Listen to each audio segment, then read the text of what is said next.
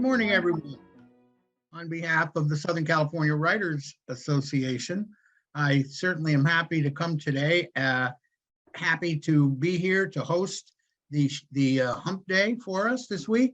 Maddie, our usual host, Maddie Margarita, is away today, but she will be back next Wednesday, I believe.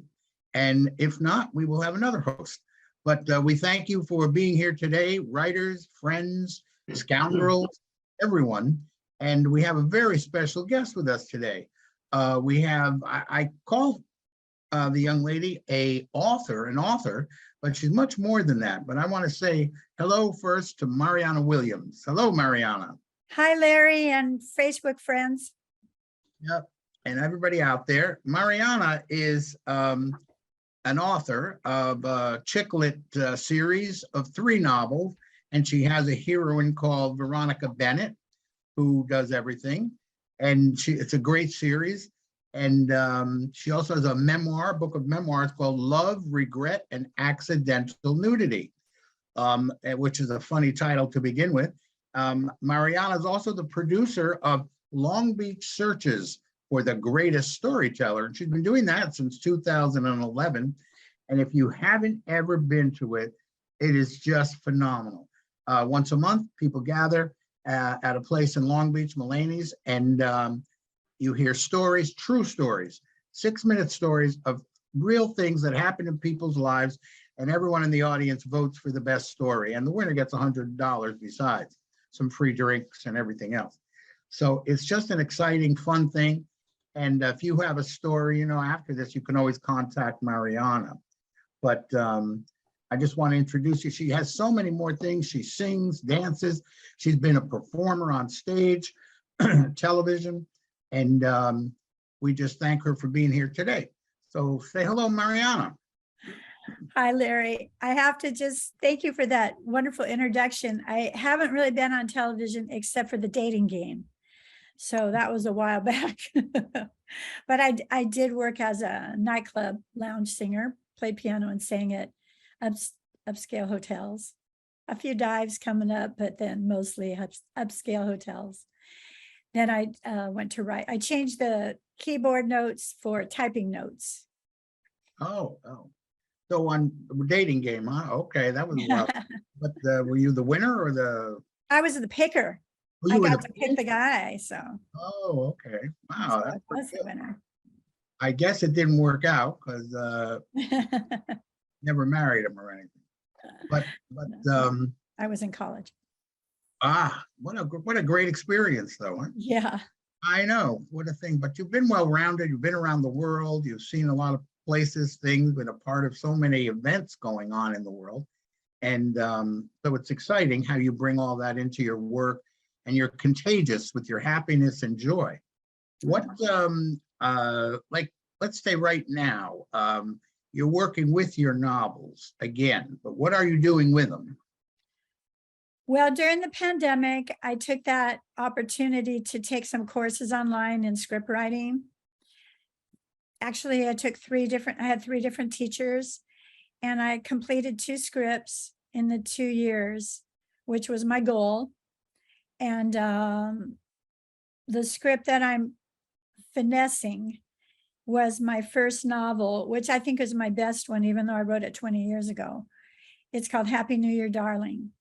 And I think the story is just the best story because it has a dénouement, as I'm sure your writers know what that means. There's a big reveal about half an hour before, maybe 15 minutes before the whole thing's over. It's like, you're this person, you're that person, you're the, one of those mom, dad, different identities. So that was really clever, I have to say, to put in that scene where everybody's revealed that Happy New Year, Darling is a book that's available on Amazon. It's available, I'm pretty sure, on Kindle, and it's also an audiobook. And now it's a screenplay that I'm hoping to enter in contests and coming at a theater near you. Let's say that. So that's what I've been working on. taking a novel, what was the challenges of transitioning it into a screenplay? It's pretty much, well, if you hear people talk about it, it's easier to write a screenplay because it only has to be 100 pages and it's just dialogue direction. It's easier to write if you're going to write something, and you can sell it easier than a novel. But I love the thing about a novel is you can do their interior thoughts, as you know, you can do their interior thoughts. And in a screenplay, you just have to show their facial expressions or some action that they do to show their interior thoughts. So it's a different muscle that you're using. And it's a climb, you know, just like anything, you get better at it. You have to take classes. And I can't let myself get discouraged at this stage of my life because some people go to film school. Okay. Doesn't mean their ideas are any better, right, Larry? Even if you don't go to film school, it's all about the stories, right? It's all about the story. I've certainly worked in the motion picture business for 45 plus years. And I have seen many people who come up and tell you, oh, I'm a graduate or I've done, and I say, really? Well, what are you doing? You know, and you don't get much from the person, you know, everybody, you got to have a story, you know, and there was an old song in a Broadway play called You Got to Have a Gimmick. But in screenplays, you got to have a story, and story is the most essential thing to anything. And you can have great characters and all kinds of things, but if you don't have a story, there's ain't nothing going on but the rent, as they say, and that is the true thing. Now, why did you? At film school, they can't give you imagination. That's right. Something they cannot give you. Right, and most film schools, I mean, you know, God bless them, but you know, they prolong your learning for 4 years at film school, or at least 2 to 3, and at an outrageous cost. And whereas you could certainly pick up screenwriting and at technique at a local teachers. We just had one speak to us this past Sunday and Saturday at a seminar, and it is taking something and how you put the story together. And you know, it's like anything else. You got to have pieces and the parts, like a car. You just have to have the right parts in the right places. But I'm curious, you have heard so many stories, you have heard thousands, I'm going to say, of stories, but why did you pick your novel and not something even? Well, the novel is very autobiographical, very, very autobiographical because, well, I guess I can say I'm married to the songwriter Paul Williams. And at the time, well, let me just say, I was writing about meeting a celebrity and what it was like dating a celebrity under strange circumstances, which I will not reveal at this time. Who knows which lawyers are watching today? But anyway, so as I was doing it as a catharsis to write about my experience going out with a celebrity, basically, which was Paul, and we ended up getting married 3 years later. And we're married to this day, yay. Yay. And he's a great person, and you're both great couple, great people. Very creative household over here.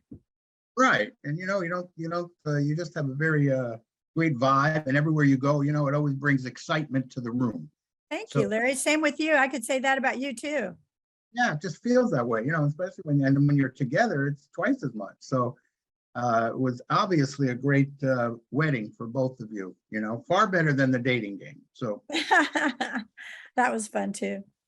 But I think that when people are trying to develop their story, and there must have been some problems you had, and just curious as to how do you take your story that's already set? Was there a change you made to give it some added thrust or something? Well, I'm going to say in the books that I've written, which as you were kind enough to mention, here's my kitty. Anyway, everything, in every book and the screenplay I wrote, a character is someone I know. I cannot invent a character from the ground up. It's just too fantastical for me. So I respect people in fantasy and people who create a world. But if you're starting out writing fiction, just pick somebody you know and use their name all the way through it, and then change their name at the end. It's very, very easy with a click of the dial. You can change somebody's name, but I had to use real names all the way through, so I know how they act. I know what they look like. They don't know each other. They don't, maybe they never met. Maybe they're 10 years apart, 20 years apart, miles apart, but I've got somebody in mind and I know what they would say and how they would act. And these are outrageous characters that you can pick from your own life, which is another advantage to being a writer later in life, because if you're 18 or 19 going to film school, I've never had this conversation dissing film school, but you don't have the experience of life and you haven't known that many characters. Like, you think about, if you meet somebody, I don't care if he works at the cleaners or he's your neighbor or somebody that was kooky and your roommate or whatever, you can use one of these interesting characters in your book for your story. Do Absolutely. you do that too, Larry? Do you use people you know? I do. I think every character I have, whether they're good, bad, or ugly, they are based on somebody that I've known in real life from Yes. childhood on up. And as you say, if you're fresh, you don't have much experience or only relying strictly on imagination, which I guess that is a good thing too, to develop your imagination. But, you know, real life, the characters that are out here in the world and in our lives are phenomenal. So I just think back, and the names and so on and so forth all come from something like that.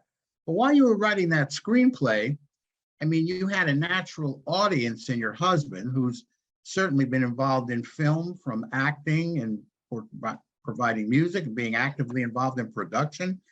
Was he your sounding board? A little bit. How we would do it is not too often, but I would want to hear how a dialogue sounds, and anybody can do it with anybody if you have a friend. And so you just have the pages in front of you and have him read it, and then I read it, and him read it, and I read it. You know, we just read the parts. And then there's an authenticity, like when you're hearing somebody else say the words, it sounds true or not. That's not how somebody talks. You might type it out like that, but when you hear somebody say it, so it's good to have somebody back and forth to practice that. Have you done that too, Larry? Have you?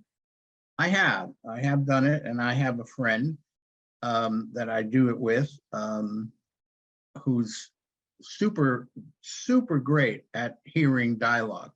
I have mine is dialogue, but also I don't have too much of a problem with dialogue. I have a problem with relationships, and I think that's because mostly in my life, all of mine was broken. Says So, the single man. yeah, Says the eligible single bachelor. Every time I've had a marriage, it broke, you know. So but I have a hard time with that, with the relationship. So I have to always have a friend who's a woman read and see if I'm carrying that out correctly, you know, and rather than too crazy one way or this way, or acting stupid or saying something stupid. So yeah, the love scenes are hard. Are we talking about love scenes? And developing relationship, you know, really the love scene seems to me, it's action, so it's easier, as opposed to you're building a relationship. You know, what do you say? You know, flirting, like the flirting between the couple. The flirting and the casual moments that are actually important moments, that have to be important moments, not you know, like for a movie like An Affair to Remember, you know, where they were on a ship and how she was a lounge act, and how he was a painter, and how they became enamored over the course of their journey on the ship from I think it was England to New York, or New York to England, one way to Europe, I think. And you know, you have dialogue, and you have talk, and you have moments, little moments that are very important. So that's where I'm learning that. I'm still learning that. In my 3 books, The Valentine State was the second one, and then Stars or Stripes, 4th of July was the third one. Yeah. And so my protagonist is a lounge singer and a booker, books entertainment. And it's romantic comedy and accidental crime. She falls into crime each time. And I had to write a lot of, I had to write love scenes because it's chick lit, And I found out if I didn't use the body part names, I could do everything but that. I would have them kissing, rolling around, touching, feeling, breathing, sensual, hair toss, all that stuff, but I didn't use any actual too many body part names. Anyway, so because you don't really want it smutty, but you want it alluring. So, and is there some great story or experience that you want to put down on paper? All of them. Oh, like that one that stands out that's not there yet? Of my life, you mean? Yeah. Yes, there is one. There is one. I had if it's private, I had a daring vacation to a faraway land, and by invitation, and I was gone 2 months.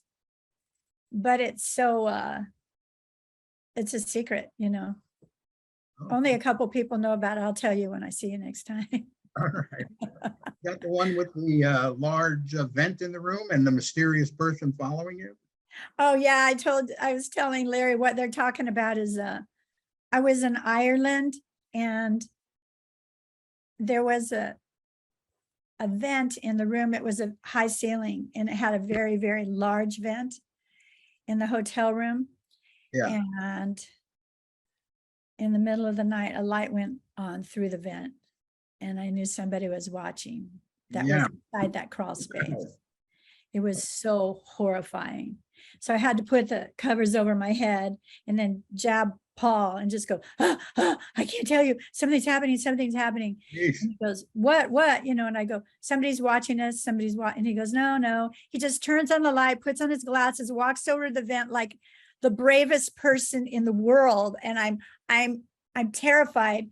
And he goes, hey, nobody's up there. Look, he's got his phone. He's shouting, hey, if anybody's up there. And he was so effing brave, coming out of a deep sleep.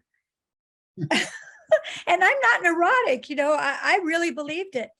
Well, the truth is what happened was there was a chandelier and so there was nobody there. Okay. But here's the explanation. There's a chandelier in the center of the room coming down from the ceiling, and it was made of panes of mirror. Like picture like a rectangle ice cream stick mirrors. Okay. And it was beautiful, right? And it's in different places. So when I had my little phone light on from my phone, and I was coming from one room, I was in the other room coming into the next room, it hit the light. It hit the mirror, went into the vent, and then it was flashing back at me. So I thought it was that. That's the explanation. I love it. In fact, that sounds like a story right there. It is a story. I wrote the story. I'm going to actually tell that story tonight at a storytelling event in Long Beach. Where's that? Di Piazza is a really great Italian restaurant, which has rock bands and stuff. It's on PCH and Anaheim Street. It's called Di Piazza's. And what time is it? 6:30 to 8:30 tonight. It's Long Beach Community Theater presents it once a month. And they've been doing it for years. I've done it before. If you know Deborah Earhart, she's also telling a story. The address is 5205 East PCH, Long Beach, California, 6:30 to 8:30 tonight. It's called Speakeasy. Yeah, and if anyone's never been to one, a storytelling event, I recommend you go. You will be delighted and entertained. You'll have laughs, and you'll also just have a great friggin' time, And she has the story. It's 5 minutes, Larry, just so your audience knows. Nobody's going to be going blah, blah, blah for a long time. All the stories are 5 minutes long. And they're great. And, you get so many ideas, even in your own writing, how to move a story along. You got to get to the point and get the punch and still enrapture the audience. So it's a lot of fun that way. Now, Mariana, where can people contact you or find out about you Well, without looking Mariana, through events? MarianaWilliams.net is my website, and it tells, and the next storytelling that I'm producing at Long Beach Searches for Greatest Storyteller won't be starting till January. We go January to August. Right. It's the first Monday of the month at Mulaney's. And if you write to me at marianastoryteller@gmail.com, Mariana has one N, or Mariana@marianawilliams.net. Anyway, if you write to me, just send about 5 lines about a story you'd like to tell. You might win $100. Larry's been in the contest. He's won. There's a lot of members from Southern California Writers Association who have participated over the years. And it is, like Larry says, it's a full house. That's one thing that's great. You can tell a story at a party or something like that. There might be 10 people listening, but you can be guaranteed 80 people will be listening, and you can hear a pin drop in there. People They have to be true stories. Oh, yeah. They have to be true stories. I remember the first time I went, I thought, well, I'm sure I'm going to win. I'm talking about coming back from dying on an operating table, standing in heaven, coming back to life.